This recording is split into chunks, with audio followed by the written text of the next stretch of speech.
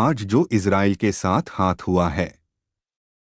जब पहली खेप 13 कैदियों की रिलीज की गई थी, उन 13 कैदियों को 50 में 50 को 100 में 100 150 फिर 200 पे 250 300 ना जाने कहाँ तक ये मामला जाएगा। ये सूरत-ए-हाल आज इसराइल के लिए जो हुई, इतना बड़ा धोखा, इतना बड़ा हाथ हुआ है इसराइल के साथ। इसराइली कह रहे हैं धोखा है, जबकि हम आज के लोग कह रहे हैं तो हमने तो जो डील की थी वो था। इन्होंने बाजी तो फाइनलाइज की थी कि जो टोटल हमने 50 लोग रिहा करने हैं और कुछ दिन लगाकर, यानी आज 13 है, फिर उसके बाद मजीद फिर करते करते। लेकिन इंटरेस्टिंग मामला ये है कि वो जीतने लोग रहे। हाँ, किए हैं वो थाईलैंड के हैं, वो फिलीपीन के, ये एक दूसरे के हैं। उनमें से कोई ऐसा नहीं है जो इजराइल की फौज से ताल्लुक रखता हो। हमास ने ऐलान किया है कि अगर आपको फौजी जर्नल अपने फौज के लोग चाहिए तो आपको सारे दिन ही रिहा करने पड़ेंगे। अभी तो उन्होंने कहा है कि जो कैदी रिहा कर रहे हैं वो ये है ना कि एक के बदले एक, इजरायली के बदले 3 फलस्तीनी, तो एक के बदले 3 आ रहे हैं। लेकिन बाद में वो कह रहे हैं कि अगर आपको फौजी चाहिए तो आपको सारे फलस्तीनी रिहा करने पड़ेंगे, क्योंकि फौजी तो वो है जिसको वो बाद में चाहे मार दे, कुछ भी कर दे, उसका तो वो कोई आसरा नहीं देंगे। वो तो कहेंगे आप तो चूंकि हमारे खिलाफ लड़े हैं तो हमने आपको पकड़ा भाई। अब इसराइल के लिए सबसे ज्यादा 12 के मामला होगा। वो असल में ये सोच रहे थे कि हम आज के लोग फौजी रिहा करेंगे। हम फौजियों के खानदानों को भी कहेंगे कि आप देखिए, सब्र करे, हम नहीं रिहा करवा लिए, हम ये करे। अब सबसे बड़ा प्रॉब्लम ये हो गया है कि फौज के अंदर बदली इतनी पैदा हो गई है। उनको ये लग रहा है कि ये देखिए, हमें तेरे यहाँ नहीं करवाई, क्योंकि अब जो डिमांड वो कर रहे हैं, वो कह रहे हैं यदि आप सारे, यदि फ़लस्तीन के जो हज़ारों के हिसाब से हैं, तकरीबन 8-10 हज़ार है, वो आप सारे रिहा करेंगे तो हम आपके 4G रिहा करने को भी तैयार हैं। इन्होंने सोचा था चलो हमारी की बंदे रिहा करेंगे, बड़ी कोशिश करते रहे और जोर भी डालते रहे कि आप जो रिहा करने वाले हैं वो पहले फौजी रिहा करे, मुंसाद के लोग करें, कमांडोस करे, फलाना करे। उन्होंने तो वो लोग रिहा किए हैं जो आम लोग हैं, यानी जो आप इसमें किसी का फिलीपीन से ताल्लुक है और कोई हो सकता है डुअल नेशनलिटी वाला हो, तो ये भी पॉसिबिलिटी है कि वहां पर वो ऐसा टूरिस्ट के तौर पर आया हो।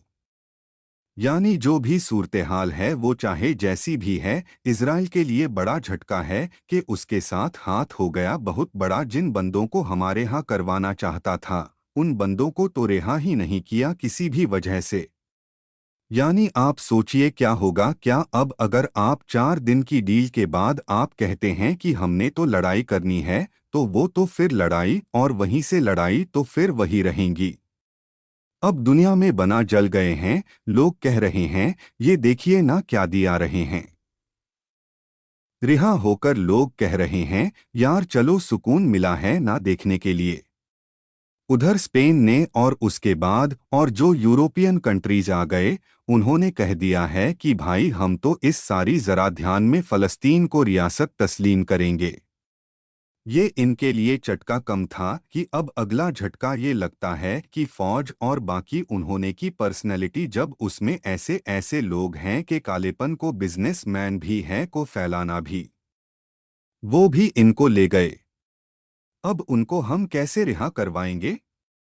अब जाहिर सी बात है फौज के जो खानदान के लोग हैं वो तो ऑलरेडी, आप जानते हैं कि इजराइल के अंदर, ये मिसाल के तौर पर ये इजराइल के मीडिया में आर्टिकल आए, फौज के अंदर लोग बदल हो गए हुए। कुछ देर पहले ये आर्टिकल था, उसमें कहा गया था कि उनकी तनख्वाह ज्यादा नहीं, कोई मोटिव नहीं है उनका, वो कह रहे हैं सैलरी भी कम है, वो लड़ने के लिए तैयार भी नहीं है, तो उनकी फौज के अंदर तो ये चीज़ पाई जाती है। तो वो ये कह रहे हैं कि आप बताइए कि ये सारी सूरत यार में हमारे लोग कहाँ पर है, और वो उनको रिहा नहीं कर अब उनके लिए चढ़ाए तो उन्होंने कड़ी रखी। उनके लिए तो ये कहा कि सारे यदि आप छोड़ेंगे। अब आप सोचिए कि ये तो सबसे बड़ा झटका है कि आप सारे फलस्तीनियों को छोड़ेंगे। उसमें उन्होंने शायद ऐसी रखी है कि वो शायद मानना उनके लिए बड़ा मुश्किल है। जाहिर सी बात है हम आज के रोग का फलस्तीनी है, और बहुत सारे लोग जब अंदर जेल के अंदर लोग हैं उनको ये पता चलेगा कि हमें इस तरह रिहा करवा कर ला रहे हैं, तो वो तो हम आज के शुक्रगुजार होंगे।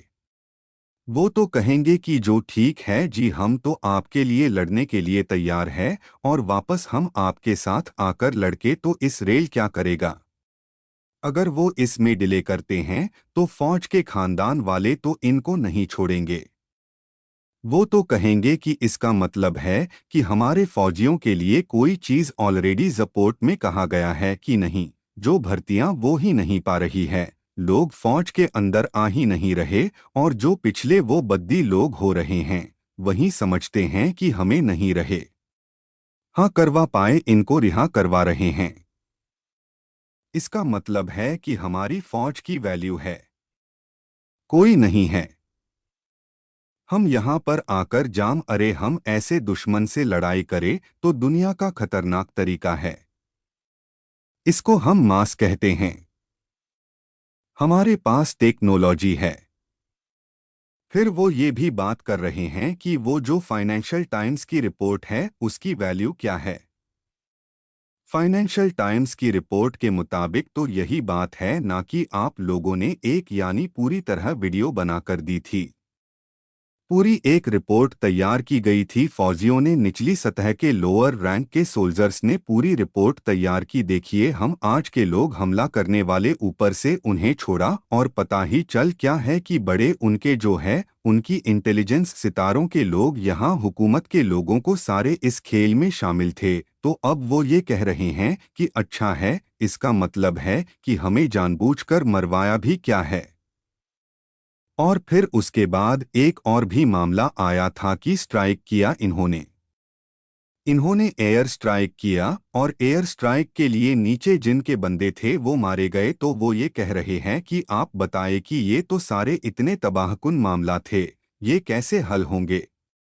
अब आप सोचिए जरा, गिरी कहते हैं कि हम उनकी बात नहीं मानते, तो उनके पास तो सूरते हाल ही है कि हो सकता है वो कहते हैं ठीक है जी, नहीं मानते तो फिर लड़ाई करे, और भी फौज के लोग कहेंगे। बाकी जो नई भर्ती करने वाले वो तो बिल्कुल ही नहीं आएंगे, और जो बाकी रह गया इसका मतलब है कि हमारी कोई वैल्यू नहीं है, क्योंकि वो बाहर के तो कोई कोई थाईलैंड तो आपने बचा लिया। जो अंदर हमारे लोकल हो गए उनको तो कोई पकड़ने के लिए तैयार नहीं, यानी कि कोई वैल्यू नहीं है। तो जो बाकी लड़ने वाले हैं वो मजीद बद्दी लोग हैं। छुट्टियां लेकर जाना चाहेंगे कि बीमारी का बहाना बनाया में नहीं लड़ना, और मेरी सारी सूरत हाल में जो सबसे बढ़कर रिजर्व अच्छा इनकी जो इन्होंने हर बंदे को ट्रेनिंग दी है, वो कैसे किस में ऑफर आकर लड़ेगी।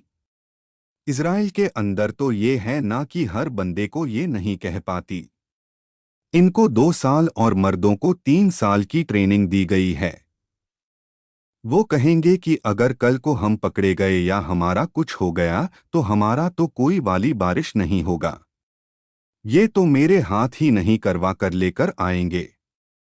अब सोचिए जरा, इस्राइल के लिए झटका कितना बड़ा है कि उनके फौजियों को नहीं वो लेकर आया। वो कह रहे हैं यार ये तो हमारे साथ इन्होंने बहुत बड़ा हाथ कर दिया है, हमने तो कभी सोचा भी नहीं था कि हमारे साथ इतना बड़ा है।